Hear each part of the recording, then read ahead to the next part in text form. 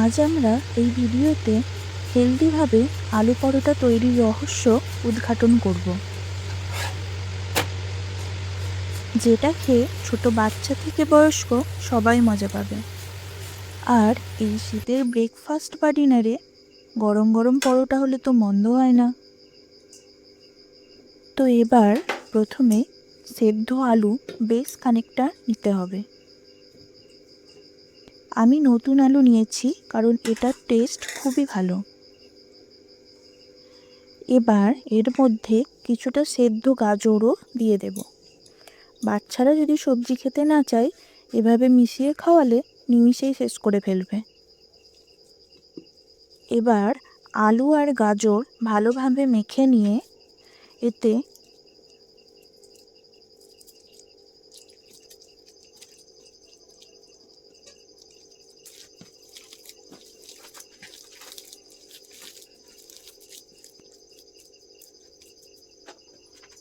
নুন, হলুদ,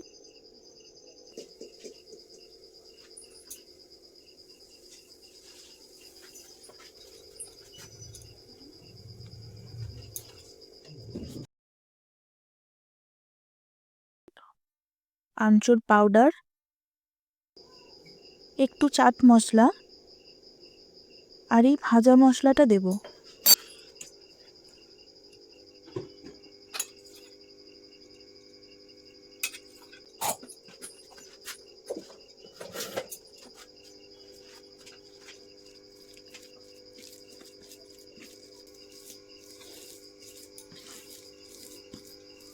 এবার কিছুটা ধনেপাতা দিয়ে দেব।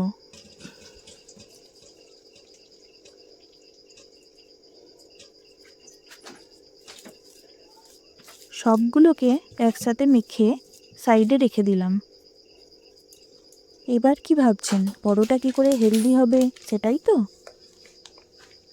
ভাবার কিছু নেই, আমরা ময়দা ব্যবহার না করে আটা ব্যবহার করব। এবার এই আটাটাতে একটু নুন আর খুব অল্প পরিমাণ তেল আর একটু জোয়ান অ্যাড করব।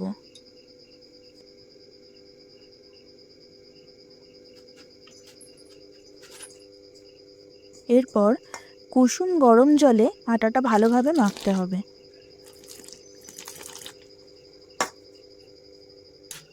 এরকম করে মেখে নিয়েছেন? সব তো রেডি। তাহলে এবার কি, এবার একটু লাইকটা করে দিন, আর ভিডিওটা শেষে কিছু ভালো লাগলে চ্যানেলটা সাবস্ক্রাইব করে দেবেন। এবার রান্নায় ফেরা যাক। কিছুটা মাখা আটা নিয়ে এরকম বাটির মতো করে নেবেন।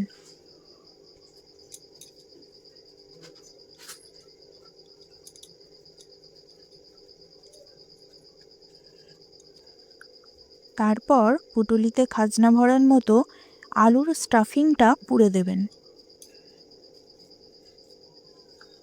এবার পুটুলিটিকে বন্ধ করতে হবে তো নাকি, এভাবে বন্ধ করে নেবেন।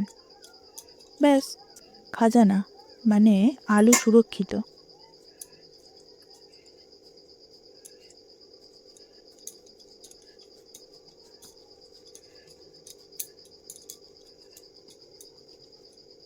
এবার ভালোভাবে দু পিঠ আটা মাখিয়ে হালকা হাতে বেলে নিতে হবে।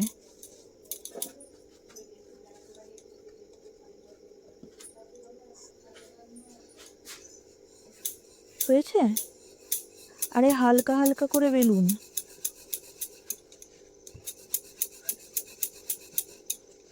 আর হাতে করে রুটিটা ঘোরাতে থাকুন।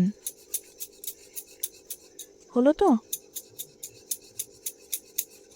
এরপর তাওয়া গরম করে বেলে রাখা কাঁচা পরোটাটাকে দিয়ে দিন।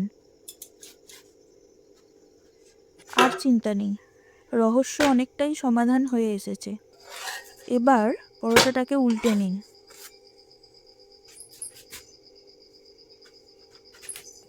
ভালোভাবে দুপিঠ সেঁকে নিতে হবে কিন্তু।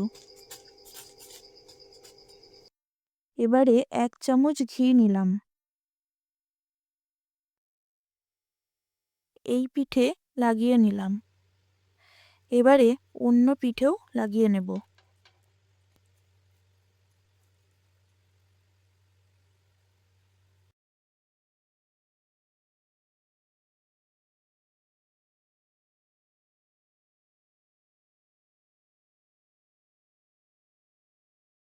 এরকম করে সাইডগুলো টিপে টিপে ভাজতে হবে, না হলে কাঁচা থেকে যাবে।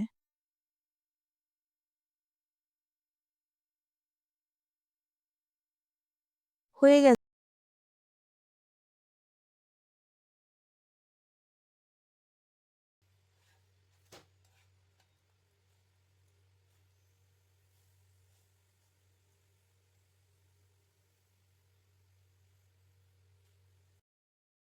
এবার বাকি পরোটাগুলো সেম ভাবে ভেজে নিন।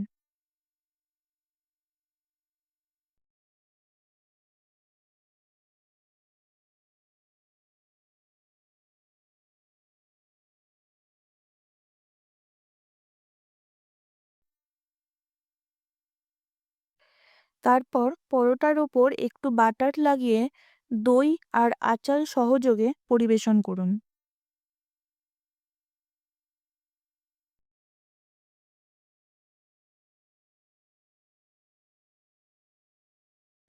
তো অনেক খাটাখাটনি হলো, আর পারছি না।